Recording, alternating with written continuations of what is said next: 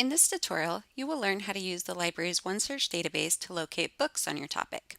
Now we're starting on the library's homepage, and I'm just going to go ahead and click on this option for books, since we know that's the type of source that we're looking for. And then I'm going to enter some keywords on a topic into the box. And this time I'm going to do social media and schools as my research topic. And just kind of a word of warning at this point, when you're searching for books on your topic, you often need to use keywords that are a little bit more broad than you might have used when you were searching for articles. You'll find that articles focus on really narrow topics. They're usually pretty specific, where books are going to be a little bit more broad and cover a bigger topic. So just kind of keep that in mind. You might try using fewer keywords than you used when you were looking for books. And I can either hit the enter key on my keyboard or use the little magnifying glass to run a search for books on this topic. And now I'm inside the OneSearch database looking at books on this topic. And I'm just going to make this a little bigger. But it's very similar to what we were seeing before. It's just that OneSearch is now limiting it to only books on this topic. And the little icon underneath the titles is usually going to be an image of what the cover of this book looks like. And number 1 on my results is a print book that's here in the library, where number 2 on my results is actually an ebook that you can read online. And the little terms right here, ebook versus book, are good clues for this. And you'll also find that a print book will always have a call number listed, where the ebooks will not have a call number. But let's look at this first one, this print book, Case Studies on Safety, Bullying, and Social Media in Schools. And the 2 pieces of information that I would need to actually find this book and read it are the call number.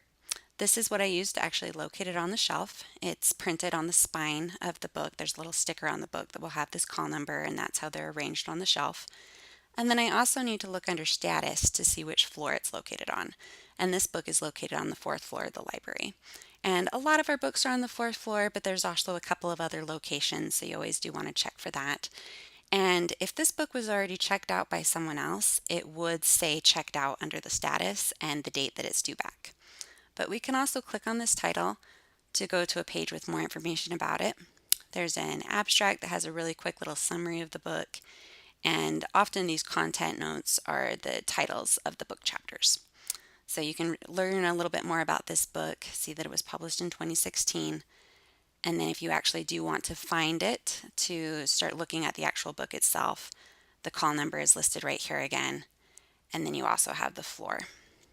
And you do also still have the Cite button over here on the tools on the right, and you can click on Cite to pull up the citations for this book. And I will warn you, these often need a little bit of editing. I've found that the book citation generator is not as good as the articles, where they often try to include a URL and some information that's not actually needed. So they think it's an electronic book. They try to be helpful and add this information, but I would actually delete everything from this year to the end if I were using this citation for this book. The year does not need to be here because it's already listed right there. But same with the MLA citations, they do often need quite a bit of proofreading before you actually turn them in, but they'll at least get you started. The other cool piece of information here is there's also this option over on the left to place a hold. This is handy if you're studying at home, you can place a hold and the library will actually find the book for you and save it at the first floor desk so you don't have to locate it in the library. It'll just be ready for you to pick up and you'll get an email letting you know when it's ready. The other nice thing about this place a hold option is, let's say you did want to read this book but somebody else already has it checked out. You could place a hold, and as soon as it gets returned, you'll get a notification letting you know it's ready. So that place a hold option is available whether it's checked out or not, just to help you have the book pulled from the shelf and saved for you to pick up. But let's go back. That was a print book here in the library that we were looking at. And now let's just look at number 2, which is an ebook. And if we click on this title again, it's going to take us to a page with more information about the book. There's a little summary right here. Just not a ton of information, but just kind of describing the book. And if we did decide that we'd like to read it, there's a PDF over here on the side that allows you to open up the book. And this is nice, especially in an online class where you can start reading this book immediately. If you're not able to come to campus, you can use an ebook really easily from home. This is showing the cover of the book. We can kind of zoom out a little bit so we can see more of it at once. But this is the ebook that I can start reading. And I can use the little arrows here at the bottom to go through the pages, or I can go over here on the left, and actually these are all of the chapters, and I can click on the chapter titles to kind of skip around.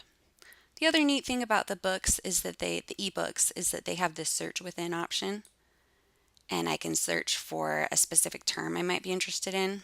Maybe I'm interested in Facebook, and it will find all of the pages that use that keyword, and I can skip to those different pages. So that's kind of a nice feature of the ebooks. And if we go back, you'll notice there is an option to download this ebook so you could read it offline. This is a little bit tricky. It does require some additional software from Adobe to be able to read the file. That is available. You can always call the library for help with that. Or if the PDF is available and you do have internet connection, that is the easier option. But again, there is a cite button over here on the right to make a citation for this. And then let's just go back and look at one other thing with the books. You're going to find when you're looking for books on your topic using OneSearch that there are sometimes some records that are a little bit confusing where they're just kind of describing the book or maybe a chapter from a book, and it's just kind of a description of it, but we don't actually have a copy of the book in the library. And this is just because of the way the databases work, and a lot of the databases do include summaries of books, and you might get some results like this showing up when you do your searching. So on this results list, number 4 is actually an example of this type of thing, where it has the number 3 at the beginning, and then it says transition readiness, and there's actually no indication that there's a PDF or a call number for a print book. This is actually one where it's just describing a chapter, and that number 3, that's telling me I think this is chapter 3 out of this book. And if we click on this title, I've got this nice description of what this chapter is about. This source line tells me the title of the book. So it's from this post-secondary play, and these are the page numbers. So it looks like we might not actually have this book. We might only have the summary. What I would do is try searching for this title. Try running a search for that title to see if maybe we do have a copy. And if we don't, you can always do interlibrary loan to get see if we can get a copy from another library. But I just wanted to warn you that these might show up on your results because they can be pretty tricky. And if you're getting a lot of these showing up, my recommendation is to use the tools on the left side, similar to what we did with articles. And you can use this source type section to kind of weed out those chapters. This might also be handy for our online students that don't visit campus. There is an option here for ebooks, and you could use that option to only see the ebooks, so not get distracted by anything that's here in the library that you might not actually be able to come in and pick up. You can use that ebooks option to only see the ebooks. Or there's also this really neat option a little higher up for print books. And if we click on print books, I'm going to do that right now.